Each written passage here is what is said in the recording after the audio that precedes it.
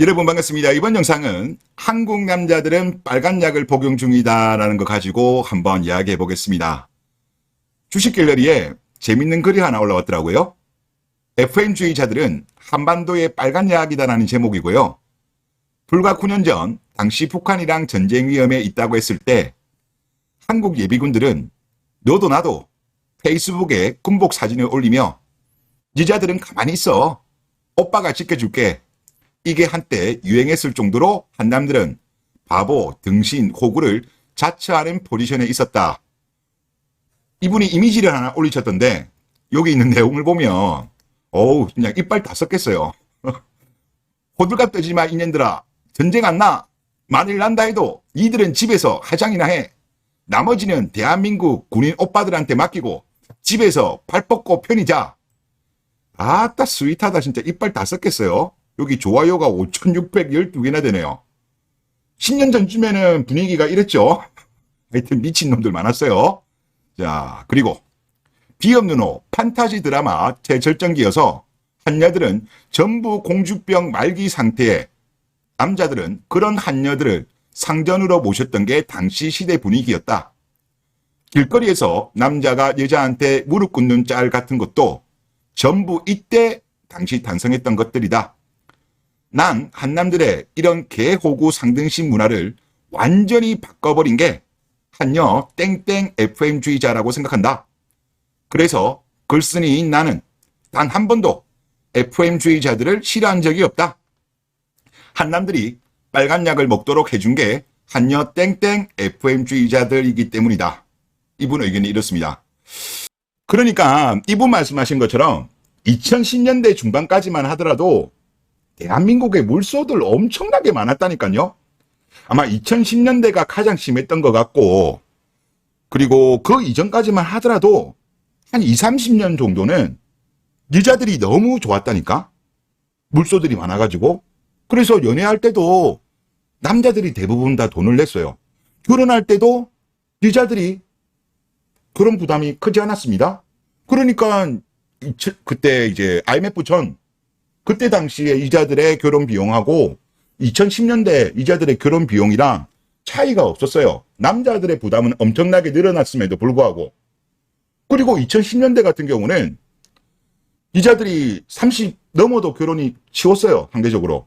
그러니까 20대에는 존잘이랑 자유연애 즐기다가 뭐 혼전순결에 대해서도 남자들이 그렇게 안 따지다 보니까 결혼 난이도가 낮았다니까요.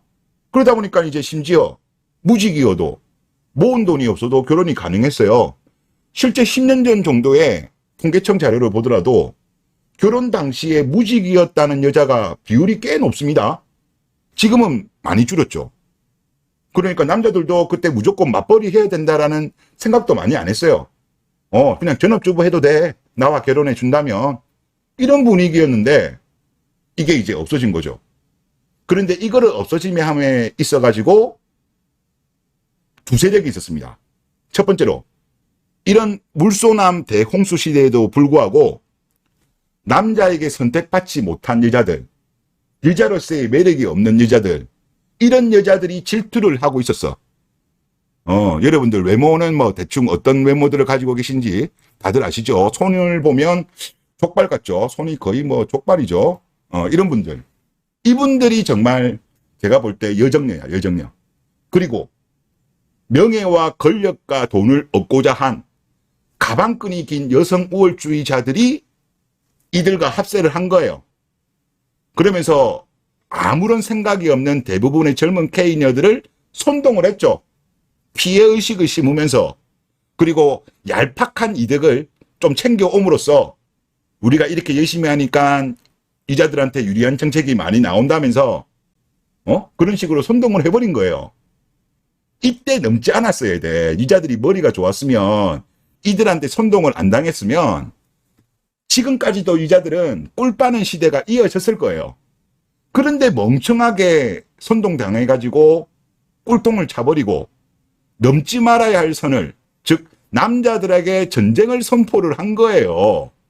그러니까 남자들 입장에서는 우리가 뭐 잘못한 것도 없고 그동안 잘해줬는데 배신으로 돌아오니까 더 이상 참지 못하고 분노가 폭발하게 됐고 남자들이 알겠다 그러면 이제 엘리전 들어가자 하면서 이제 몇 년 동안 지나고 있잖아요. 그러니까 이제 어느 정도 여론도 안 좋고 젊은 세대만 그런 것이 아니라 좀 어느 정도 연배 있는 세대들도 야, 저 젊은 여자들 좀 문제 있네. FM들 문제 있네. 이런 인식이 많이 확산되니까 요즘에는 요즘 FM들 거의 없어. 일부만 있어. 그리고 이제는 하회하자. 그만하자. 이런 이야기가 이제 나오고 있는 거예요. 결국은 K녀들이 조그만 이익에 욕심을 내다 보니까 대실하게 된 거다. 소탐 대실. 물소남 홍수 시대가 끝나게 된 거예요. 이 멍청이들아. 그리고 남자들도 이제 알게 됐죠. 왜? 이들이 본색을 드러냈잖아요. 본색을 드러내면서 남자들한테 전쟁을 선포하면서 남자들이 이제 깜짝 놀란 거죠. 그리고 또 설거지론이 가장 큰 영향을 미쳤다라고 보는데 설거지론이 2021년도 터졌을 때 그때 당시 이자들의 반응은 야, 그걸 이제 알았냐? 즉 대한민국 유자들이 사랑이 아닌 조건을 중시한다는 거를 설거지론 이론인데 그 이론이 나왔을 때 유자들은 그거 이제 알았어? 바보들아? 인정을 해버렸어. 유자들이. 본인들 스스로가 맞아. 설거지론 맞다고 확인을 시켜준 거예요. 그렇게 되다 보니까 대한민국 남자들은 이제 신뢰를 잃어버리게 된 거죠. 신뢰라는 게 그렇지 않습니까? 쌓기는 힘들어. 신뢰를 쌓으려고 하면 뭐 정치인들도 그렇고 유명인사들도 그렇고 우리 일반적인 인간관계에도 몇 년, 몇십 년이 걸립니다. 하지만 무너지는 거는 한순간 아니겠습니까? 그리고 그 무너진 신뢰를 회복하기라는 거는 정말 어렵죠. 대부분의 경우에는 신뢰 회복이 안 되죠. 그만큼 어려운 게 신뢰 회복이라고 저는 봅니다. 우리나라도 제가 볼 때는요. 영영 신뢰 회복이 안 될 수도 있다고 저는 봅니다. 매우 힘들 거고. 옆나라 일본을 보면 제가 그 생각이 정말 많이 드는데 옆나라 일본 같은 경우도 일본의 그때 1990년대 전후에 버블 경제일 때 그때 일본 유자들이 깽판을 많이 폈잖아요. 80년대 버블 경제, 85년 프라자 합의 때부터 하여튼 뭐 일본 유자들 장난 아니었잖아요. 상고, 삼평, 사저 하면서 남자들에 대해서 엄청나게 따졌고 그들이 사실상 거의 몰락하게 된 게 2000년대 후반인 것 같아요. 그런데 한 세대 정도 깽판을 치고 2000년대 후반부터 지금까지 해봐야 20년이 안 됐어요. 제가 일본을 보면서 그런 생각이 정말 많이 드는 게 한국 남자들 같은 경우는 일본 여자들을 좋아하잖아요. 스시녀 하면서. 그럼에도 불구하고 일본의 어떤 연애 통계 자료, 결혼 통계 자료를 보면 우리나라보다는 조금 나아요. 우리나라보다는 조금 낫지만 전 세계적으로 봤을 때 연애 안 하고 결혼 안 하는 거는 일본도 지금 심각한 수준이라니까요. 물론 일본의 어떤 경제가 장기간 침체를 겪었지만은 그래도 지금 같은 경우는 뭐 정규직으로 취업하기도 과거에 비해서는 좀 좋아졌고 어느 정도 상황이 좋아졌음에도 불구하고 뭐 부동산 가격도 많이 떨어지고 좀 많이 안정을 찾았음에도 불구하고 연애랑 결혼이 결코 지금 빠른 속도로 회복이 안 되거든요. 이게 바로 신뢰가 깨졌기 때문에 일본도 오랜 시간이 필요한 것이 아닌가. 즉 한 세대의 깽판으로 인해 가지고 이것을 회복하기 위해서는 2배, 3배, 4배 아니면 영영 회복이 못하는 거다. 우리나라도 결국은 제가 볼 때 일본 사례를 비추어 보면 우리나라도 만약에 뭐 K녀들이 조금 정신 차린다고 한들 그렇다고 우리나라 여자들이 일본 여자처럼 유자력을 키우고 스시녀가 될 가능성은 없잖아요.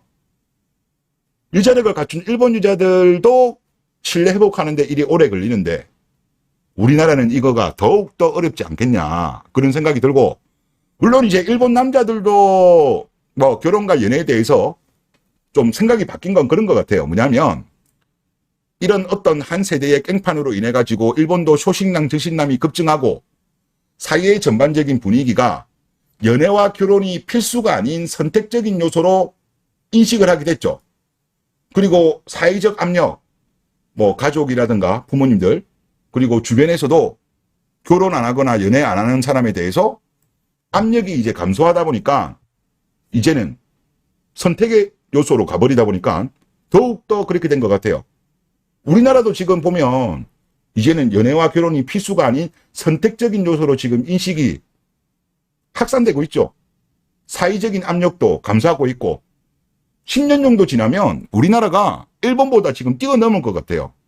즉 결혼하지 않은 사람, 연애하지 않는 비율이, 연애 안 하는 비율은 이미 우리가 넘어선 것 같고 결혼도 이미 넘어섰는데 전체적인 수로는 아직까지는 일본이 더 많죠. 이제 생애 미용 같은 경우는 아직은 우리가 일본보다는 훨씬 적거든요. 그래서 우리나라도 한 10년 정도 지나면 일본처럼 연애 결혼을 뭐 안 해도 뭐 아무런 문제가 없는, 사회적인 압력도 없는 그런 사회가 될 것 같습니다. 그래서 지금 제가 볼 때 대한민국 K녀들은 진짜 소탐대실했다. 소탐대실한 거고, 그리고 요즘 좀 보다 보면 얼마 전까지는 물소남은 조롱, 퐁퐁남은 안타까움의 대상이었는데 최근 들어서는 비판의 대상이 많이 되고 있습니다. 분위기가 많이 바뀌고 있는 것 같고요. 그리고 하여튼 물소남은 급감하고 있어요. 물소남들이 결혼하면 퐁퐁남이 되는 거잖아요. 그러면 물소남들이 급감하고 결혼을 많이 안 하면 당연히 퐁퐁남은 줄어들게 되는 거예요. 그렇기 때문에 대한민국은 과거와 같이 물소남 홍수 시대는 끝났습니다. 두 번 다시는 저는 대한민국에 없을 거라고 봐요. 그리고 이런 어떤 한 시대의 어떤 비극, 저출산 현상은 대한민국이 없어지지 않는 이상은 이 기록이 후세에도 남겨질 겁니다. 대한민국의 물소 시대는 두 번 다시 저는 안 올 거라고 봐요. 그리고 지금 대한민국 남자들은 뭐 굳이 그럴 바에는 결혼 안 하겠다는 남자들도 많이 늘어나고 또 국제결혼 쪽으로 빠지는 사람들도 많이 생기고 있기 때문에 아마 대한민국 여자들이 아마 엄청나게 힘들 거예요. 특히 결혼 못한 여자들. 그 중에서 나름대로 본인이 어떤 경제력이 있으면 다행이겠습니다만은, 부모님이 재산이 있어가지고 누울 자리 있는 여자면 모르겠습니다만은 그거 다 해봐야 제가 봤을 때 20%는 안 돼.